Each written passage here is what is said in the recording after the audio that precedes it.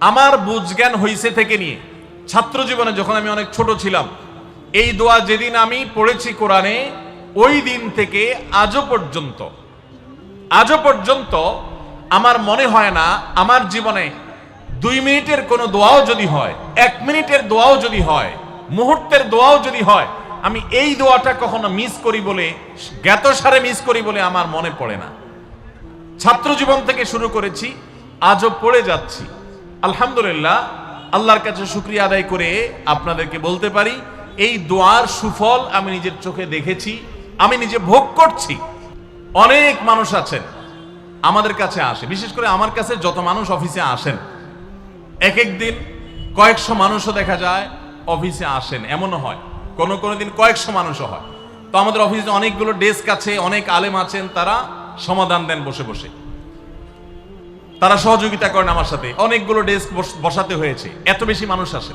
আপনারা অবাক হবেন, সবচেয়ে বেশি মানুষ আসে যেই ইস্যুটাকে নিয়ে, সবচেয়ে বেশি মানুষ আসে সেটা হলো দাম্পত্য কলহ, স্বামী স্ত্রীর ঝগড়া বিবাদ, তালাক, এগুলো নিয়ে সবচেয়ে বেশি সংখ্যক মানুষ আছেন। এবং আপনারা আরো অবাক হবেন, গরিব মানুষদের মধ্যে স্বামী স্ত্রীর মধ্যকার দূরত্ব, তাদের মধ্যকার কলহ, দ্বন্দ্ব, ঝগড়া, ফাসাদ, এগুলোর পরিমাণ বা রেশিও যত বেশি, টাকা পয়সা যাদের আছে, সামাজিক অবস্থান যাদের ভালো, আমার অভিজ্ঞতা হলো তাদের মধ্যে দাম্পত্য জীবনে কলহের পরিমাণ তুলনামূলক বেশি। তাহলে অনেক যুবক আছেন যারা বিয়ে শাদী এখনো করেন নাই, শুধুমাত্র হাতটা কসলাচ্ছেন আর চিন্তা করতেছেন চাকরিটা শুরু করতে পারি, ব্যবসাটা শুরু করতে পারি, বিদেশটা যায় সারতে পারি, টাকার বস্তা কামাই করে ফেলবো। তখন বউ একেবারে শুয়ের মতো সোজা থাকবে, আমাকে দিল জুড়ে ভালোবাসবে, আদর করবে, ভালোবাসা হবে, সম্প্রীতি হবে। চোখে মুখে লাল নীল রঙিন স্বপ্ন অনেক যুবক ভাইরা এখনো দেখছেন। আপনাদেরকে বলছি, টাকা পয়সা দিয়ে দাম্পত্য জীবনে শান্তি কেনা যায় না। টাকা পয়সা এবং সামাজিক অবস্থান দিয়ে মানুষ সুখী হয় না। আমাদের কাছে অনেক মানুষ এসে চোখের পানি ফেলেন, তাদের সামাজিক অবস্থান অনেক মজবুত, তাদের সামাজিক স্ট্যাটাস কল্পনার অতীত, কিন্তু তারা পারিবারিকভাবে সুখী নন। আমানতদারিতার কারণে তাদের প্রাইভেসি রক্ষা করি আমরা, কখনো ইশারাঙ্গিত আমরা তাদের প্রাইভেসি ভঙ্গ হতে পারে সেভাবে বলি না।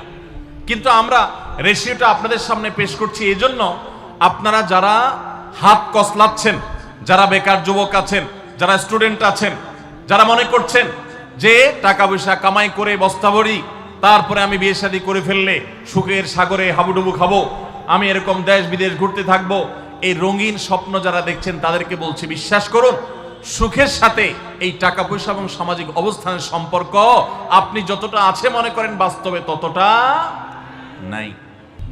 সুখী দাম্পত্য জীবনের জন্য পুরুষ এবং নারী উভয়ের জন্য সর্বপ্রথম এবং প্রধান করণীয় হলো আল্লাহ তাআলার কাছে অনেক আগে থেকে দোয়া করতে থাকা, দরখাস্ত সাবমিট করা যে আল্লাহ, আমার পরিবার, আমার স্ত্রী, আমার অনাগত সন্তান সন্ততি যারা আসবে আমার বংশে, আমার ঘরে, আমার সংসারে, আমার পরিবারে, আল্লাহ আপনি তাদেরকে নেককার, তাদেরকে মুত্তাকিদের ইমাম এবং তাদেরকে এমন মানুষ বানিয়ে দেন যেন তারা চক্ষু শীতলকারী হয়। আপনাদেরকে একটা দোয়া শিখাতে চাই, অনেকে হয়তো জানেন, সূরা ফুরকানের 74 নম্বর আয়াত। সূরার নাম কি বলেছি? ফুরকান। আয়াত নম্বর কত বলেছি? 74। এজন্য আপনাদেরকে আমি বলতে চাই, বিবাহিত হন কিংবা অবিবাহিত হন, আপনার দাম্পত্য জীবনের সুখের জন্য সর্বপ্রথম এবং প্রধান করণীয় হলো এই দোয়া। এর বাইরে আরো সাধারণভাবে আল্লাহ তাআলার কাছে দোয়া করতে থাকা, যেন আল্লাহ তাআলা আপনাকে এমন একজন জীবন সঙ্গী দেন। মা বোনরা দোয়া করবেন জীবন সঙ্গী, আপনারা দোয়া করবেন এমন যেন জীবন সঙ্গিনী দেন, যে জীবন সঙ্গী আপনার চোখ জুড়ানোর মতো হবে। দেখুন, আল্লাহর ভাষা এমন যে এই ভাষা তো অলৌকিক, এটাতে কোনো মানুষের ভাষা নয়। দোয়ার ভাষ্য লক্ষ্য করেন, আল্লাহ শিক্ষা দিচ্ছেন আমাদেরকে, রব্বানা হাবলানা মিন আজওয়াজিনা ওয়া যুররিয়াতিনা কুররাতা আয়ুন, হে আমাদের রব, আমরা আপনার কাছে এমন স্ত্রী চাই, এমন সন্তান চাই, এমন পরিবার চাই, যেই পরিবারের সদস্য, আমার স্ত্রী, আমার সন্তানরা আমার নয়ন জুড়াবে, আমার চোখ জুড়াবে, এরকম মানুষ চাই। একটু ভাষাটা লক্ষ্য করুন। আমরা সাধারণত দোয়া করলে কি চাই? আমরা এক একটা দিক চাই। ধরুন আপনার স্ত্রী মাশাআল্লাহ অনেক সুন্দরী, অপূর্ব সুন্দরী, তিনি আল্লাহ তাআলা তাকে অনেক রূপ লাবণ্য দিয়েছেন, কিন্তু তার যদি চরিত্রটা খারাপ হয়, তাহলে এই স্ত্রীকে আপনার নয়ন জুড়াবে? চোখ জুড়াবে? চক্ষু শীতলকারী হবে? আপনার স্ত্রীর চরিত্রও ভালো, দেখতে শুনতেও মাশাআল্লাহ সুন্দর, কিন্তু পড়ালেখা নাই, বুদ্ধিশুদ্ধি নাই, একটু বেকুব কিসিমের, তাহলে কি আপনার চোখ জুড়াবে? ভালো লাগবে? আপনার স্ত্রী শিক্ষা দীক্ষাও আছে, জ্ঞান গরিমায় মাশাআল্লাহ তিনি ভালো, রিচ, সমৃদ্ধ, আবার চেহারা সুন্দর, আবার তার মধ্যে তার চরিত্রের সমস্যা নেই, কিন্তু সমস্যা কি? সমস্যা ধরুন তার ভিতরে এমন রোগ আছে, শারীরিক রোগ, যেই রোগের কারণে আপনার জন্য সেটা বড় কঠিন পরিস্থিতির মুখোমুখি হতে হয়। ধরেন দুরারোগ্য কোনো ব্যাধি আছে, মরণ ব্যাধি আছে, এমন কোন রোগ আছে যেটার কারণে আপনাকেও সাফার করতে হয়, তাহলে এই স্ত্রী কি আপনার চোখ জুড়াবে? ঠিক একই কথা স্বামীর ক্ষেত্রেও প্রযোজ্য, সন্তানের ক্ষেত্রেও প্রযোজ্য। আল্লাহ তাআলা এমন একটা শব্দ শিক্ষা দিয়েছেন, দেখুন আল্লাহর কাছে চাইতেও জানতে হয়। উল্টাপাল্টা দোয়া করলে দোয়া পূরণ হয়ে যাবে, কবুল হয়ে যাবে, কিন্তু আপনার কাজ হবে না। অনেক যুবক আছে আল্লাহর কাছে দোয়া করে, আল্লাহ বেশি না, লাখ পাঁচেক টাকা চাই। কত? লাখ পাঁচেক। অনেক যুবক লিখে দেয় আমাদেরকে, হুজুর দোয়া করবেন, বেশি না, আমি আল্লাহর কাছে লাখ পাঁচেক টাকা চাই। আল্লাহরে টার্গেট দিয়ে দিছে, কত লাগবে? 5 লাখ। কেন? একটা বাইক কিনবে। যুবক মানুষ, রাস্তাঘাটে বাইক ছাড়া চললে ভালো লাগে না।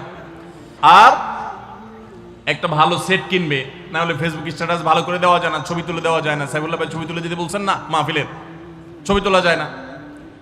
আর কিছু টাকা দিয়ে ছোটখাটো একটা দোকান কিছু একটা করবে, বিয়ে শাদীর ব্যবস্থা করবে, বাস, বেশি কিছু চাই না। তো আল্লাহ তাআলা 5 লাখ টাকা ধরেন আপনাকে দিয়ে দিল, সাথে একটা রোগও দিয়ে দিল, ওই রোগে খরচ হবে 6 লাখ। তাহলে আপনার এই 5 লাখের কোনো মানে আছে? আপনারা একটা প্রসিদ্ধ ঘটনা অনেকেই শুনেছেন, একটা চুটকি, যে এক যুবক দোয়া করছে, আল্লাহ তোমার কাছে আমি এমন একটা লাইফ চাই। বিশেষ করে বেকার যুবকরা এগুলো বেশি দোয়া করে, আল্লাহ তোমার কাছে এমন একটা লাইফ চাই, বেশি কিছু না, যে লাইফে 2 হাত ভর্তি টাকা থাকবে আর আশপাশে শুধু নারী আর নারী থাকবে, এরকম একটা লাইফ চাই। তো আল্লাহ তাআলা তার দোয়া কবুল করে ফেলছে। দোয়া কি করছেন? কবুল করে ফেলছেন। দোয়া কবুল করছেন কিভাবে? দোয়া কবুল করে তাকে আল্লাহ তাআলা এমন একটা বাসের কন্ট্রাক্টর বানিয়ে নিছেন, যে বাসটা হলো মহিলা বাস, চারপাশে শুধু নারী আর নারী, সব মানুষের, আর হাত ভর্তি টাকা আর টাকা সব বাস মালিকের। দোয়া কিন্তু কবুল হয়ে গেছে। তো আল্লাহ তাআলার কাছে উল্টাপাল্টা দোয়া করলে কি হয় দেখছেন? দেখুন দাম্পত্য জীবনে সুখের জন্য দোয়া কিভাবে করতে হবে আল্লাহ শিখিয়ে দিয়েছেন।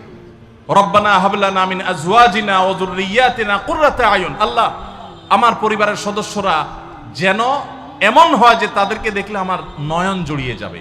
অর্থাৎ নয়ন জোড়াতে হলে সব দিক থেকে পারফেক্ট হতে হবে, সব দিক থেকে ভালো হতে হবে, তখনই তো দিল জোড়াবে।